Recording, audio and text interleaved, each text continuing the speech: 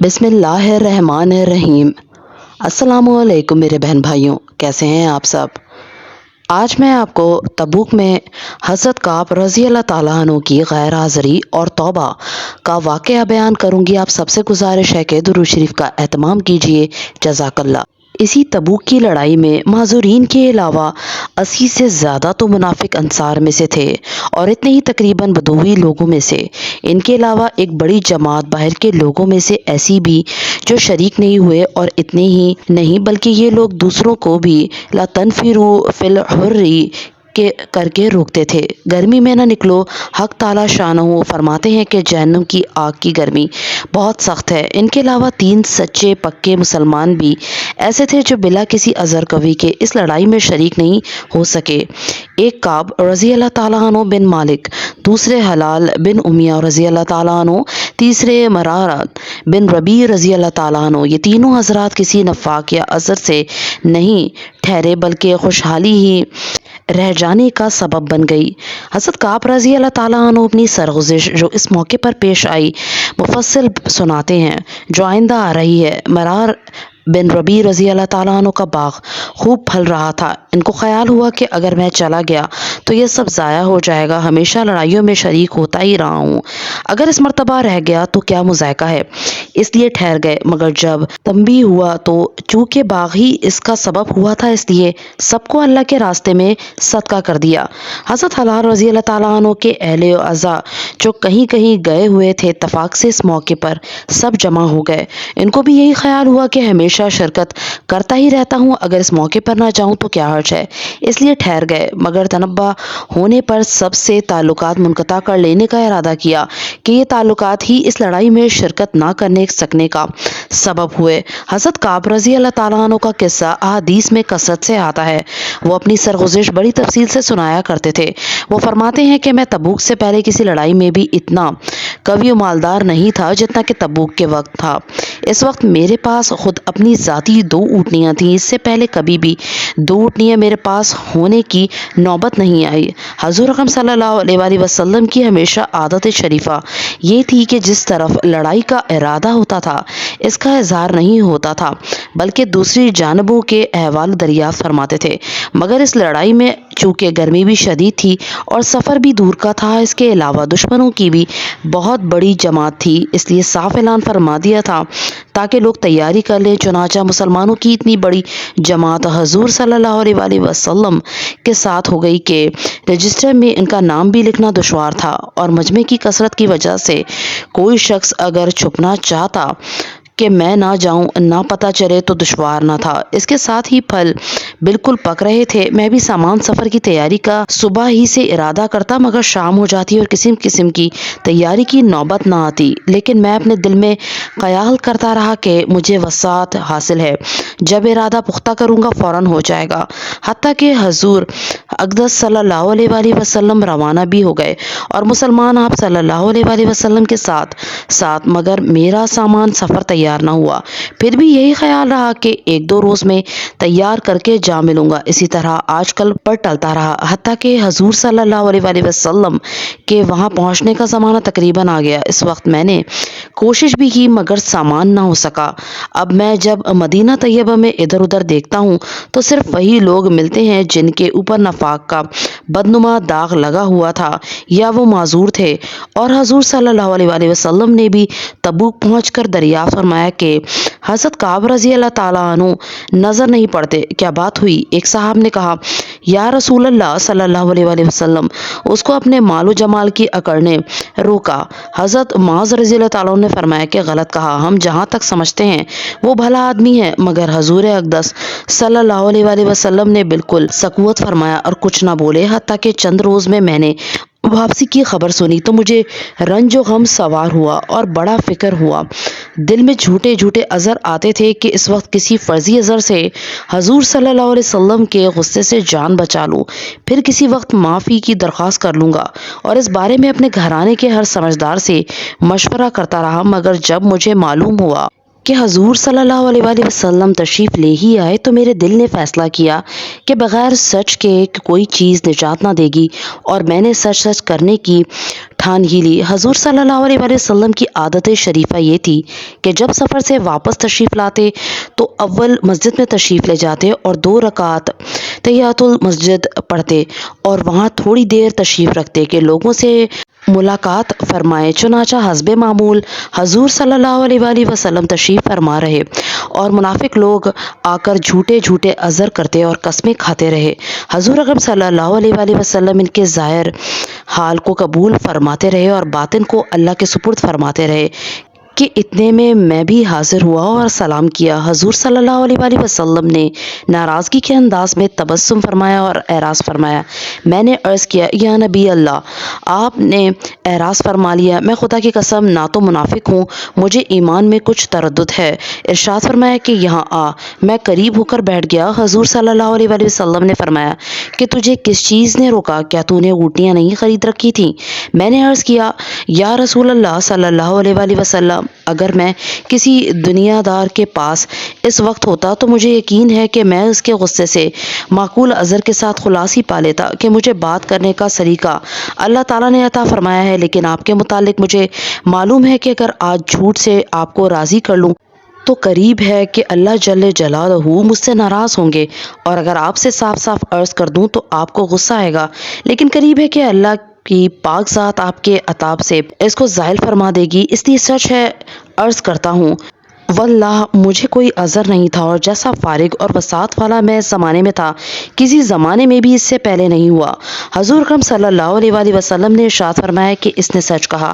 پھر فرمایا کہ اچھا اٹھ جاؤ، تمہارا فیصلہ حق تعالیٰ جل شانہ فرمائیں گے۔ میں وہاں سے اٹھا تو میری قوم کے بہت سے لوگوں نے مجھے ملامت کی کہ تو نے اس سے پہلے کوئی گناہ نہیں کیا تھا، اگر تو کوئی عذر کر کے حضور صلی اللہ علیہ وسلم سے استغفار کی درخواست کرتا تو حضور صلی اللہ علیہ وسلم کا استغفار تیرے لیے کافی تھا۔ میں نے ان سے پوچھا کہ کوئی اور بھی ایسا شخص ہے جس کے ساتھ یہ معاملہ ہوا ہو؟ لوگوں نے بتلایا کہ 2 شخصوں کے ساتھ اور بھی یہی معاملہ ہوا کہ انہوں نے بھی یہی گفتگو کی جو تو نے کی، اور یہی جواب ان کو بھی ملا جو تجھ کو ملا۔ ایک حلال بن امیہ رضی اللہ تعالیٰ عنہ، دوسرے مرار بن ربی رضی اللہ تعالیٰ عنہ نے میں نے دیکھا کہ 2 صالح شخص جو دونوں بدری ہیں وہ بھی میرے شریک حال ہیں۔ حضور اقدس صلی اللہ علیہ وآلہ وسلم نے ہم تینوں سے بولنے کی ممانعت بھی فرما دی کہ کوئی شخص ہم سے کلام نہ کرے۔ یہ قاعدے کی بات ہے کہ غصہ اسی پر آتا ہے جس سے تعلق ہوتا ہے، اور تنبیہ اسی کو کی جاتی ہے جس میں اس کی اہلیت بھی ہو۔ جس میں اصلاح و اصلاح کی قابلیت ہی نہ ہو اس کو تنبیہ ہی کون کرتا ہے؟ حضرت کعب رضی اللہ تعالیٰ عنہ کہتے ہیں کہ حضور صلی اللہ علیہ وسلم کی ممانعت پر لوگوں نے ہم سے بولنا چھوڑ دیا اور ہم سے اجتناب کرنے لگے، اور گویا دنیا ہی بدل گئی، حتیٰ کہ زمین باوجود اپنی وسعت کے مجھے تنگ معلوم ہونے لگی، سارے لوگ اجنبی معلوم ہونے لگے، در و دیوار اوپر سے بن گئے۔ مجھے سب سے زیادہ اس کا فکر تھا کہ میں اس حال میں مر گیا تو حضور جنازے کی نماز بھی نہ پڑھیں گے، اور خدا نخواستہ حضور صلی اللہ علیہ وسلم کا وصال ہو گیا تو میں ہمیشہ ہمیشہ کے لیے ایسا ہی رہوں گا، نہ مجھ سے کوئی کلام کرے گا نہ میری نماز پڑھے گا، کہ حضور صلی اللہ علیہ وسلم کے ارشاد کے خلاف کون کر سکتا ہے؟ غرض ہم لوگوں نے 50 دن اسی حال میں گزارے۔ میرے دونوں ساتھی تو شروع ہی سے گھروں میں چھپ کر بیٹھ گئے تھے، میں سب میں قوی تھا، چلتا پھرتا، بازار میں جاتا، نماز میں شریک ہوتا، مگر مجھ سے بات کوئی نہ کرتا۔ حضور صلی اللہ علیہ وسلم کی مجلس میں حاضر ہو کر سلام کرتا اور بہت غور سے خیال کرتا کہ حضور صلی اللہ علیہ وسلم کے لب مبارک جواب کے لیے ہلے یا نہیں۔ نماز کے بعد حضور صلی اللہ علیہ وسلم کے قریب ہی کھڑے ہو کر نماز پوری کرتا اور آنکھ چرا کر دیکھتا کہ حضور صلی اللہ علیہ وسلم مجھے دیکھتی بھی ہیں یا نہیں۔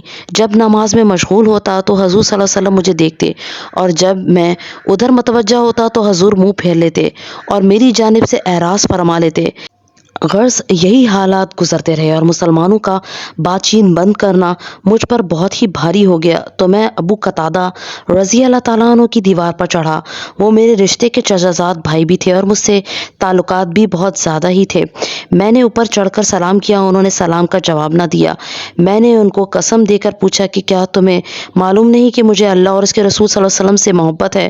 انہوں نے اس کا بھی جواب نہ دیا۔ میں نے دوبارہ قسم دی اور دریافت کیا، وہ پھر بھی چپ رہے۔ میں نے تیسری مرتبہ پھر قسم دے کر پوچھا، انہوں نے کہا اللہ جانے اور اس کا رسول صلی اللہ علیہ وآلہ وسلم۔ یہ کلمہ سن کر میری آنکھوں سے آنسو نکل پڑے اور وہاں سے لوٹ آیا۔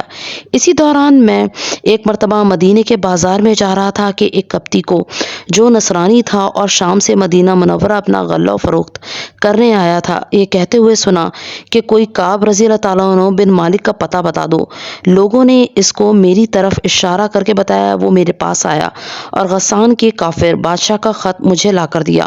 اس میں لکھا ہوا تھا، ہمیں معلوم ہوا کہ تمہارے آقا نے تم پر ظلم کر رکھا ہے، تمہیں اللہ ذلت کی جگہ نہ رکھے اور نہ ضائع کرے، تم ہمارے پاس آ جاؤ، ہم تمہاری مدد کریں گے۔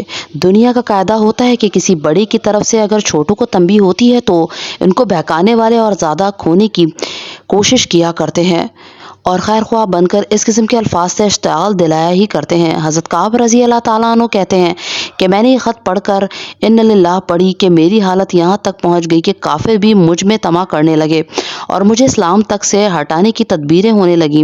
یہ ایک اور مصیبت آئی اور اس خط کو لے جا کر میں نے ایک تنور میں پھینک دیا اور حضور صلی اللہ علیہ وسلم سے جا کر عرض کیا کہ یا رسول اللہ صلی اللہ علیہ وآلہ وسلم، آپ کے اعراض کی وجہ سے میری حالت ہو گئی کہ کافر مجھ میں طمع کرنے لگے۔ اسی حالت میں 40 روز ہم پر گزرے تھے کہ حضور صلی اللہ علیہ وآلہ وسلم کا قاصد میرے پاس حضور صلی اللہ علیہ وسلم کا یہ ارشاد لے کر آیا کہ اپنی بیوی کو بھی چھوڑ دو۔ میں نے دریافت کیا کہ کیا منشا ہے، اس کو طلاق دے دوں؟ کہا نہیں، بلکہ علیحدگی اختیار کر لو۔ اور میرے دونوں ساتھیوں کے پاس بھی انہی قاصد کی معرفت یہی حکم پہنچا۔ میں نے اپنی بیوی سے کہہ دیا کہ تو اپنے میکے چلی جا، جب تک اللہ تعالیٰ شانہ اس امر کا فیصلہ فرمائے وہیں رہنا۔ حضرت ہلال رضی اللہ تعالیٰ عنہ بن امیہ کی بیوی حضور صلی اللہ علیہ وسلم کی خدمت میں حاضر ہوئی اور عرض کیا کہ ہلال بالکل بوڑھے شخص ہیں، کوئی خبر گیری کرنے والا نہ ہوگا تو ہلاک ہو جائیں گے۔ اگر آپ صلی اللہ علیہ وآلہ وسلم اجازت دیں اور آپ کو گرانی نہ ہو تو میں کچھ کام کاج ہی ان کا کر دیا کروں۔ حضور صلی اللہ علیہ وسلم نے فرمایا مذائقہ نہیں، لیکن صحبت نہ کریں۔ انہوں نے عرض کیا یا رسول اللہ صلی اللہ علیہ وآلہ وسلم، اس چیز کی طرف تو ان کا میلان بھی نہیں، جس روز سے یہ واقعہ پیش آیا ہے ان کا وقت روتے ہی گزر رہا ہے۔ حضرت کعب رضی اللہ تعالیٰ عنہ کہتے ہیں مجھ سے بھی کہا گیا کہ حلال کی طرح تو بھی اگر بیوی کی خدمت کی اجازت دے دے تو شاید مل جائے۔ میں نے کہا وہ بوڑھے ہیں، میں جوان ہوں، نامعلوم مجھے کیا جواب ملے، اس لیے میں جرت نہیں کرتا۔ غرض اس حال میں 10 روز اور گزرے کہ ہم سے بات چیت میل جول چھٹے ہوئے پورے 50 دن ہو گئے۔ 50ویں دن صبح کی نماز اپنے گھر کی چھت پر پڑھ کر میں نہایت غمگین بیٹھا ہوا تھا۔ زمین مجھ پر بالکل تنگ تھی اور زندگی دوبہر ہو رہی تھی کہ صلہ پہاڑ کی چوٹی پر سے ایک زور سے چلانے والے نے آواز دی کہ حضرت کعب رضی اللہ تعالیٰ عنہ خوشخبری ہو تم کو۔ میں اتنا ہی سن کر سجدے میں گر گیا اور خوشی کے مارے رونے لگا اور سمجھا کہ تنگی دور ہو گئی۔ حضور اقدس صلی اللہ علیہ وآلہ وسلم نے صبح کی نماز کے بعد ہماری معافی کا اعلان فرمایا، جس پر ایک شخص نے تو پہاڑ پر چڑھ کر زور سے آواز دی کہ وہ سب سے پہلے پہنچ گئی۔ اس کے بعد ایک صاحب گھوڑے پر سوار ہو کر بھاگے ہوئے آئے۔ میں جو کپڑے پہن رہا تھا وہ نکال کر بشارت دینے والے کی نظر کر دیے۔ خدا کی قسم ان 2 کپڑوں کے سوا اور کوئی کپڑا اس وقت میرے ملک میں نہ تھا۔ اس کے بعد میں نے 2 کپڑے مانگے ہوئے پہنے اور حضور صلی اللہ علیہ وآلہ وسلم کی خدمت میں حاضر ہوا۔ اسی طرح میرے دونوں ساتھیوں کے پاس بھی خوشخبری لے کر لوگ گئے۔ میں جب مسجد نبوی میں حاضر ہوا تو وہ لوگ جو خدمت اقدس میں حاضر تھے مجھے مبارکباد دینے کے لیے دوڑے اور سب سے پہلے ابو طلحہ رضی اللہ تعالیٰ عنہ نے بڑھ کر مبارکباد دی اور مصافحہ کیا جو ہمیشہ ہی یادگار رہے گا۔ میں نے حضور اقدس صلی اللہ علیہ وآلہ وسلم کی بارگاہ میں جا کر سلام کیا تو چہرہ انور کھل رہا تھا اور انوار خوشی کے چہرے سے ظاہر ہو رہے تھے۔ حضور صلی اللہ علیہ وسلم کا چہرہ مبارک خوشی کے وقت میں چاند کی طرح سے چمکنے لگتا تھا۔ میں نے عرض کیا کہ یا رسول اللہ صلی اللہ علیہ وآلہ وسلم، میری توبہ کی تکمیل یہ ہے کہ میری جائیداد جو ہے وہ سب اللہ کے راستے میں صدقہ ہے کہ یہ ثروت ہی اس مصیبت کا سبب بنی تھی۔ حضور صلی اللہ علیہ وآلہ وسلم نے فرمایا کہ اس میں تنگی ہوگی، کچھ حصہ اپنے پاس بھی رہنے دو۔ میں نے عرض کیا کہ بہتر ہے خیبر کا حصہ رہنے دیا جائے، مجھے سچ ہی نے نجات دی، اس لیے میں نے عہد کر لیا ہے کہ ہمیشہ سچ بولوں گا۔ یہ ہے صحابہ کرام کی اطاعت اور دینداری کا اور اللہ کے خوف کا نمونہ کہ ہمیشہ جنگ میں یہ حضرات شریک رہے اور ایک مرتبہ کی غیر حاضری پر کیا کیا عطاب ہوا اور اس کو کس فرمانبرداری سے برداشت کیا کہ 50 دن رو کر گزار دیے، اور مال جس کی وجہ سے یہ واقعہ پیش آیا تھا وہ بھی صدقہ کر دیا، اور کافروں نے طمع دلائی تو بجائے مشتعل ہونے کے اور زیادہ پشیمان ہوئے، اور اس کو بھی اللہ کا عطاب اور حضور صلی اللہ علیہ وسلم کے اعراض کی وجہ سے سمجھا کہ میرے دین کا ضعف اس درجے تک پہنچ گیا کہ کافروں کو اس کی طمع ہونے لگی کہ وہ مجھے بے دین بنا دیں۔ ہم لوگ بھی مسلمان ہیں، اللہ اور اس کے رسول پاک صلی اللہ علیہ وآلہ وسلم کے ارشادات بھی سامنے ہیں۔ بڑے سے بڑا حکم نماز ہی کا لے لو کہ ایمان کے بعد اس کے برابر کوئی چیز بھی نہیں، کتنے ہی جو اس حکم کی تعمیل کرتے ہیں، اور جو کرتے ہیں وہ بھی کیسی کرتے ہیں۔ اس کے بعد زکوٰۃ اور حج کا تو پوچھنا ہی کیا کہ اس میں تو مال بھی خرچ ہوتا ہے۔ صلی اللہ علیہ وآلہ وسلم